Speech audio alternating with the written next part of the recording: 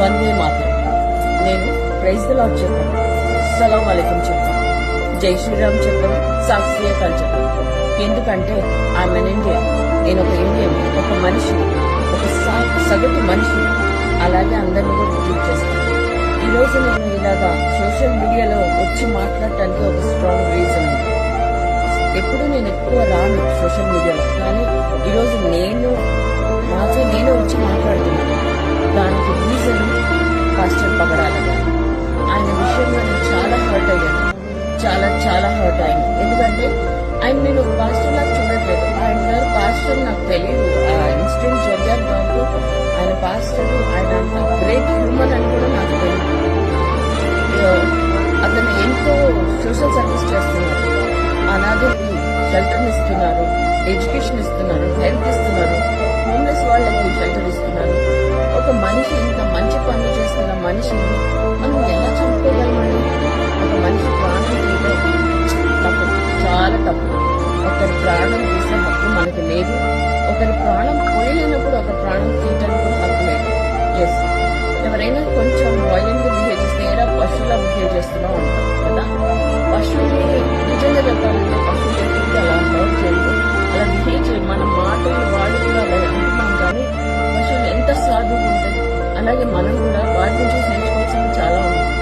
Coming to the pastor పగడాల గారికి, చిన్నపిల్లలు చూసినా చెప్తారు దాట్స్ మర్డర్ అని.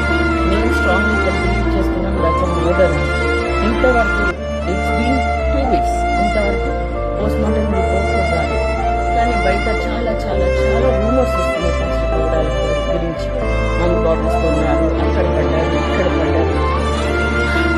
అంత మంచి హ్యూమన్ మనం పోగొట్టుకున్నందుకు చాలా బాధగా ఉంది. కానీ కనీసం ఆ ఆత్మకి శాంతి కూడా దొరకకుండా ఇన్ని రూమర్స్, చాలా రూమర్స్. ఎందుకు? ఫోన్ పట్టుకున్న ప్రతి ఒక్కరు వీడియో చేయడం, ఫోన్ పట్టుకున్న ప్రతి ఒక్కరు మాట్లాడడం, దట్స్ వెరీ రాంగ్. మనమే సిచ్యువేషన్ ఇంకా వర్స్ట్ గా తయారు చేస్తున్నామేమో అని అనిపిస్తుంది. వీళ్ళని అనుకోవటం ఎందుకు? పాస్టర్ పగడాల గారు వీడియోస్ నుంచి కొన్ని చూశాను. ఆయన కేవలం క్వశ్చన్స్ ఆన్సర్ ఇచ్చారు.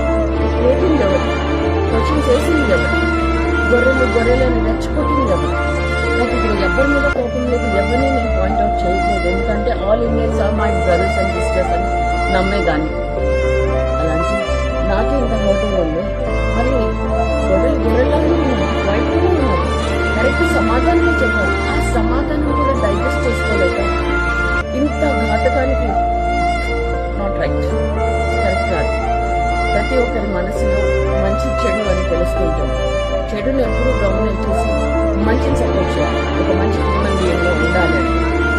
ఈ మధ్య ఇది జరిగింది, ఇంత హర్టింగ్ లో ఉన్నాము, అందరూ వెయిట్ చేస్తున్నాము. రిపోర్ట్ ఏమవుతుందో అని కొంచెం టైం ఇద్దాం. పోలీసు వాళ్ళకి కూడా టైం ఇద్దాం, వాళ్ళు కూడా చేయండి. ఆ రిపోర్ట్ బయటకు వస్తే ఏది నిజం ఏది అబద్ధం తెలిసిపోతుంది. అప్పుడు రేజ్ చేద్దాం వాయిస్. అంతవరకు కొంచెం శాంతంగా ఉన్నాం. ప్రతి ఒక్కరు మాట్లాడితే కన్ఫ్యూజన్